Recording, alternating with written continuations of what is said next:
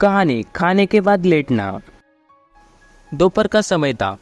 राजा अकबर अपने दरबार में बैठे कुछ सोच रहे थे। अचानक उन्हें बीरबल की कई एक बात याद आ गई।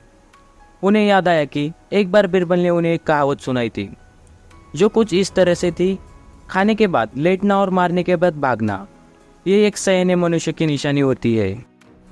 राजा सोचने लगे, अभी दोपहर का समय है, यकीनन बीरबल खाने के बाद सोने की तैयारी में होगा। चलो आज उसकी बात को गलत साबित किया जाए। यह सोचकर उन्होंने एक सेवक को आदेश दिया कि इसी वक्त बीरबल को दरबार में उपस्थित होने का संदेश दिया जाए। बीरबल अभी खाना खाकर बैठे ही थे कि सेवक राजा का आदेश लेकर बीरबल के पास पहुंचा। बीरबल आदेश के पीछे छिपा राजा की मंशा भली बनती समझ गए।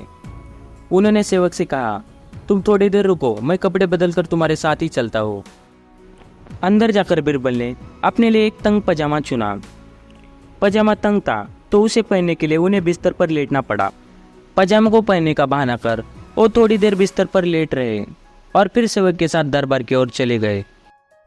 दरबार में राजा बीरबल की राह देख रहे थे।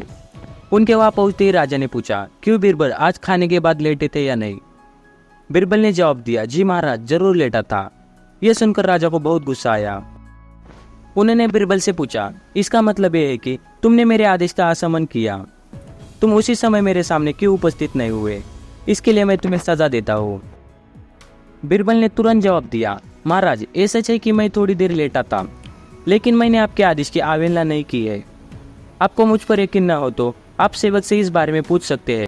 हाँ, ये अलग बात है कि मुझे इस तंग पजामे को पहनने के लिए बिस्तर पर लेटना पड़ा था।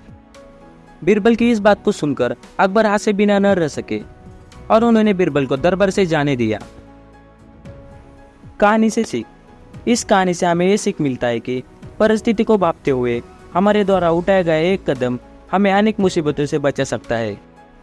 ऐसे मज़ेदार कहानी के लिए इस चैनल को सब्सक्राइब कीजिए।